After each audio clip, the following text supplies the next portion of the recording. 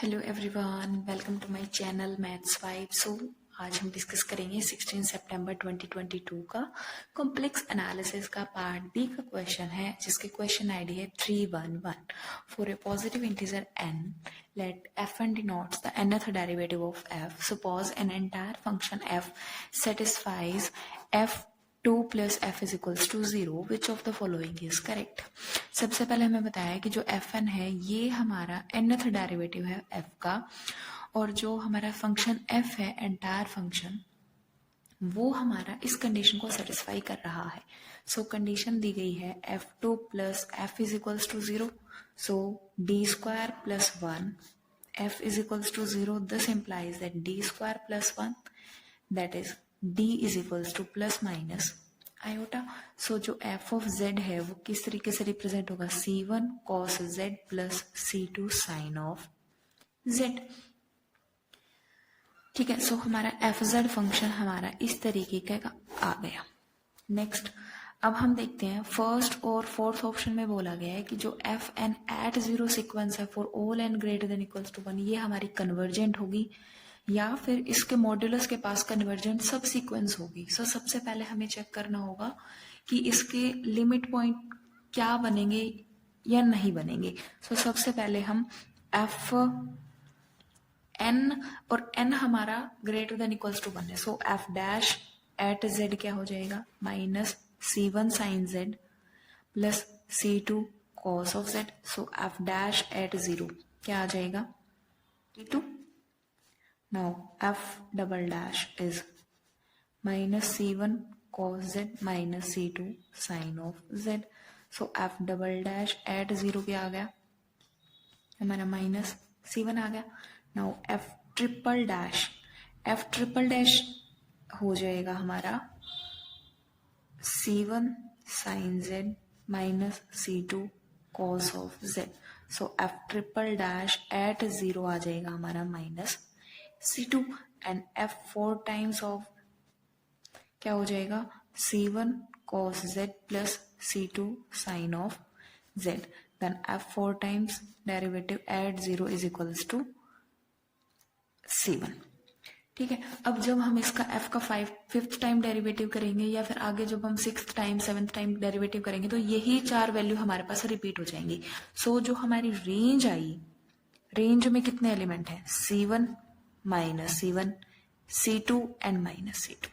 Range में हमारे 4 element हैं, चारों के चारों हमारे लिमिट पॉइंट है क्योंकि ये इनफाइनाइटली रिपीट होंगे। ठीक है, तो चारों लिमिट पॉइंट है। सो 4 लिमिट पॉइंट है, मोर देन 1 लिमिट पॉइंट है, बट बाउंडेड है रेंज, तो सीक्वेंस भी हमारी बाउंडेड हो जाएगी। सीक्वेंस जो एफ एन एट 0, ये जो सीक्वेंस बनी ये हमारी बाउंडेड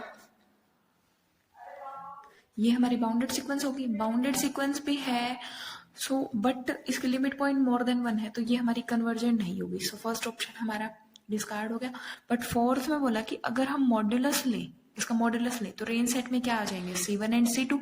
c1 c2 दो हमारे लिमिट पॉइंट है, तो इनके पास इनफाइनाइटली मैनी और वी कैन से अनकाउंटेबली सब सीक्वेंस एग्जिस्ट करेंगी जो हमारी c1 पे कन्वर्ज करेंगी, और अनकाउंटेबली सीक्वेंस हमारी ऐसी एग्जिस्ट करेंगी जो हमारी c2 पर कन्वर्ज करेंगी। क्योंकि c1 c2 हमारे लिमिट पॉइंट है तो हमें ऐसी सब सीक्वेंसेस मिल जाएंगी।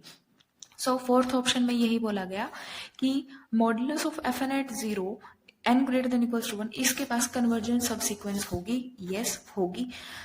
अब एफ एन एट 0 जो है हमारे पास क्या आया, एक बार c1 आया, c2 आया, माइनस c1 आया, माइनस c2 आया, तो हम ये बता नहीं पा रहे कि क्योंकि c1 c2 की वैल्यू अब तक हमारी सिर्फ रियल से बिलोंग कर रही है या z या कॉम्प्लेक्स से बिलोंग कर रही है। अब इनकी वैल्यू फाइंड नहीं की है, फाइनाइट वैल्यू हमें पता नहीं है।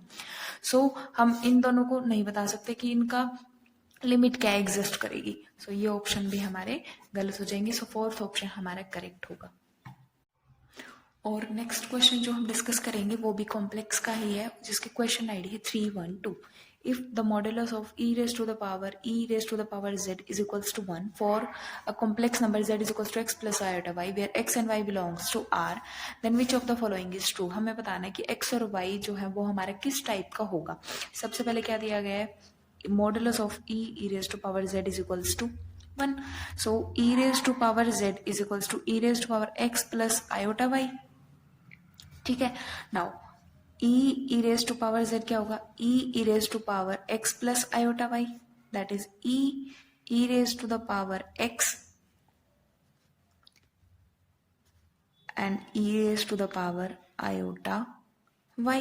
So e raised to power x, e raised to power iota y क्या होगा? cos x plus iota sin y. So e raised to power x cos x plus e raised to the power iota e raised to power x sin y. अब modulus of e raised to power z है, सो इसका modulus e raised to power x cos y का modulus and modulus of e raised to power iota e raised to power x sin of y. हम ये जानते हैं e raised to the power iota z जो होता है ये हमारा 1 होता है. ठीक है. सो ये वाली वैल्यू 1 है और इसका मॉड्यूलस हमें 1 गिवन है. इससे क्या इंप्लाई हुआ? e raised to power x cos of, यहाँ y आ जाएगा y, cos of y, this modulus is equals to 1. Then this implies that e raised to power x e raised to the power x cos of y is equals to 0, क्योंकि 1 है सो e raised to the power 0. e raised to power x cos y अगर 0 है, हम ये जानते हैं कि e raised to power x हमारा 0 नहीं होता. This implies that cos of y 0. cos function 0 हो तो y की क्या वैल्यू होगी? odd multiple of pi by 2, 2n plus 1 of pi by 2. for all n belongs to z, her n के लिए जो इंटीजर में बिलोंग करेगा. अब हम ऑप्शंस चेक कर लेते हैं कि कौन सा ऑप्शन हमारा इस कंडीशन को सेटिस्फाई कर रहा है. सबसे पहला x is equals to n pi, नहीं. Second y is equals to odd multiple of pi by 2 for some integer n. जब ये कंडीशन हमारी फॉर ऑल के लिए आ गई तो फॉर सम के लिए भी ये कंडीशन होल्ड करेगी. तो सेकेंड ऑप्शन हमारा करेक्ट हो गया. बाकी ऑप्शंस हमें चेक करने की नीड नहीं है. Thank you.